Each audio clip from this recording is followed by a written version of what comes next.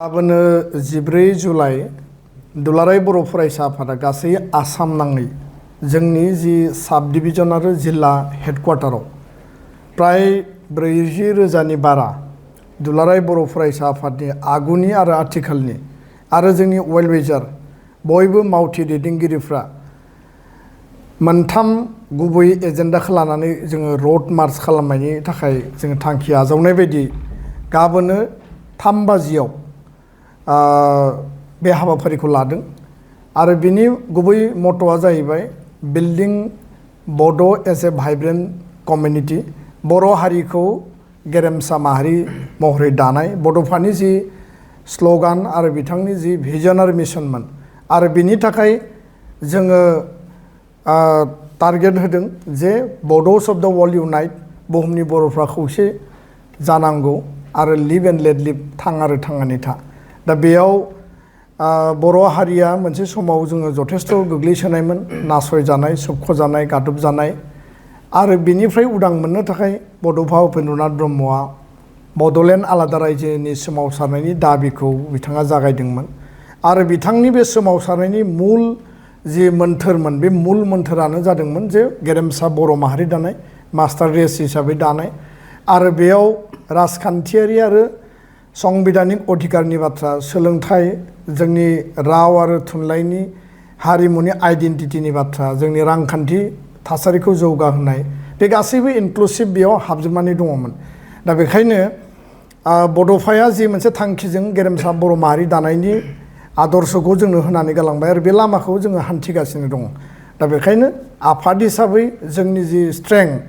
जोंनि माहारि सिबिनांगौ समाज सिबिनांगौ कमिटमेन्ट टुवार्ड्स द ससाइटि एन्ड टुवार्ड्स कमिउनिटि जोंनि जि सार्भिस जोंनि जि सेबा जोंनि जि सिबिनाय गासैबो बिथिङाव भलुन्टारि जि सार्भिस बेखौ स्ट्रेंथेन खालामनानै हारि दानायनि थाखाय थां आरो थांनानै थानो हो आरो खौसेथिनि गेजेरजों जों बर' माहारि दागोन खौसेयै जोङो आवगायलांगोन बे मोन्थोरखौ जोङो रियेलाइज खालामनो थाखाय बा बे मोन्थोरखौ जोङो बयनिबो गोसोआव गोसोखांफिनहोनो थाखाय जों बे हाबाफारिखौ लादों आरो दिनै बर'आ गोलाव सम बड'फानि सोमावसारनायजों बड'लेण्ड आन्दलनजों एबसुनि सोमावसारनायजों बिएलटि आन्दलन सोमावसारनाय एनडिपिनि सोमावसारनायजों जोङो राजनैतिक भाबै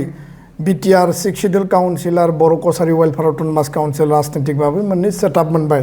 जोंनि रावा 90 सिडिउलाव सहैबाय आसामनि लोगो सरकारि राव जाबाय जोङो मोनसे स्टेटासाव सफैबाय खिन्थु आल्टिमेट थांखिसिम जोङो थांनांगोन दा बेखायनो बे थांनांगौनि थाखाय जों आरो गोबां खामानि मावनांगौ दङ दा खामानि मावनांगौनि बेलायाव दैदेनगिरि बिबानगिरिफ्रा जेब्लायबो कनसियासलि बै आदर्श बै भिजन मिशननि खोथाखौ साननांगोन आरो बेखायनो जोङो गोदान गोजाम बयखौबो लानानै रोड मार्चनि गेजेरजों जोंनि जि कमिटमेन्ट जोंनि जि डेडिकेसन बेखौ जोङो गोसोखांफिननानै जोंनि सार्भिस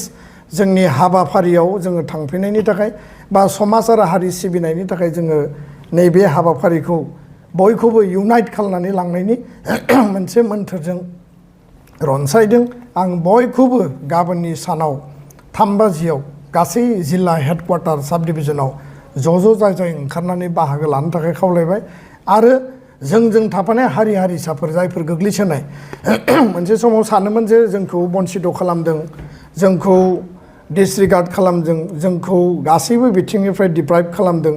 आरो थानायनिफ्राय खालाममारदोंमोन किन्तु जों बेखौ नेवसिबाय 5,000 दिनै जोंनि मुंख्लंफोरनि बिनिमयाव आन्दलननि बिनिमयाव जोङो दिनै बे स्टेटासाव सफैबाय किन्तु दिनै जोंजों थाफानाय हारि हारिसाफोर जायफ्रा गोग्लैसोनाय बा जिखिनि ट्राइबेल कमिउनिटि दङ इन्डिजिनियास कमिउनिटि दङ गासैखौबो लाफानानै जोङो बिग ब्रादार हिसाबै आवगायलांनांगोन बेखायनो लिभ आरो लेट लिभ थांनाय समाव जों बुंदोंमोन जे जोंखौबो जौगानो माने खाबु होनांगौ जोंखौबो इकुवेल स्टेटास होनायनि खाबु होनांगौ इकुवेल राइट्स होनायनि खाबु होनांगौ दिनै जोङो जि अधिकारखौ मोनबाय बे अधिकारखौ जों मजबुत खालामनांगोन सेफगार्ड खालामनांगोन रैखा कवच हिसाबै लानांगोन आरो माखासे हारि हारिसाफोरा जिखौ बिथांमोना गावसोरनि गेजेराव डिप्राइभ होननानै फिलिंस खालामदों बिथांमोनखौ जोङो सोलोंथाइ बिथिङाव बा बाखि समाज बिथिङाव जों जौगाहोनायनि थाखाय हाबाफारि लानांगोन आरो बे मोनसे थांखिया महत मोनसे उद्देश्य बे हाबाफारिया जेरावबो मोजाङै जागोन आरो बयबो बाहागो लानांगौनि थाखाय आङो बयखौबो खावलायबाय गोजोन्थों